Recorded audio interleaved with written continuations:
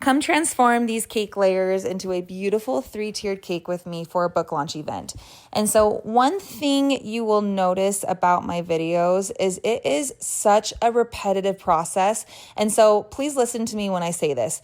If you can do a 1-tiered cake, there is no reason why you cannot do a 3-tiered cake. Just make sure that you don't skip certain steps, and then I promise you can do a wedding cake, you can do whatever cake you want.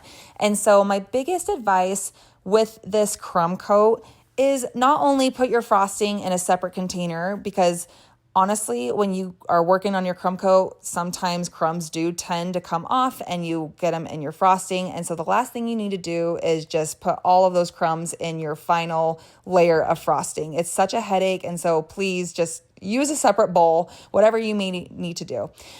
For this one, it was a little wobbly because of my Bavarian custard filling. And so if you have a wobbly cake, put it in the fridge for about 10 to 15 minutes and then finish your crumb coat. That's exactly what I did. And so it wasn't a headache to work with. So I let those refrigerate for about an hour, and then I was ready for my final layer of frosting. And so again, it's rinse and repeat. You cover your entire cake. And then this is my favorite step. Run your scraper under hot water, wipe off all the other extra water, and then look at that difference. It smooths out your frosting, and I promise it's like my favorite trick to use. And so I let those refrigerate overnight, and so as you can see, my frosting is nice and solid. And so I just took a hot knife and I scraped off all of the edges. And then I proceeded to go with my final little addition to my cake, which was the black frosting. And so again, rinse and repeat, cut off all of the edges and so that they're nice and sharp. And then I put all my black frosting on. And then after I did all of those steps, I did let them refrigerate again for another hour. And so please give yourself enough time.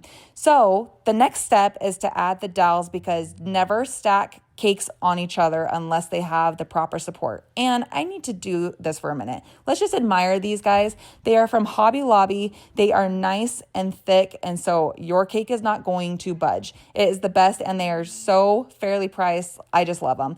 And so when you are working with cold buttercream, it's so easy to handle. And so when you touch your cake, I promise, it's minimal damage. And so it's really worth it to refrigerate your cakes.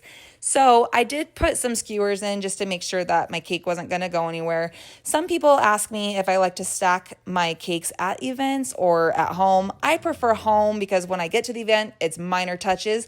And here it is. I was so grateful to be a part of this. It was really fun, but I promise if you follow those steps, you can do a cake too.